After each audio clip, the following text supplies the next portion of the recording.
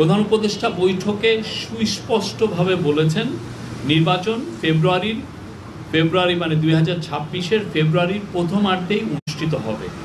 সুষ্ঠু ও উৎসবমুখর নির্বাচনের জন্য রাজনৈতিক দলগুলোর কাছে তিনি পরামর্শ চেয়েছিলেন মিটিংয়ে। তিনি বলেছেন, এটা তার কোট, আপনি লিখতে পারেন কোট হিসেবে, আনন্দ ও উৎসবমুখর পরিবেশে নির্বাচন হবে। জীবনে কখনো ভোট দিতে পারেনি তাদের জন্য এই নির্বাচনে ভালো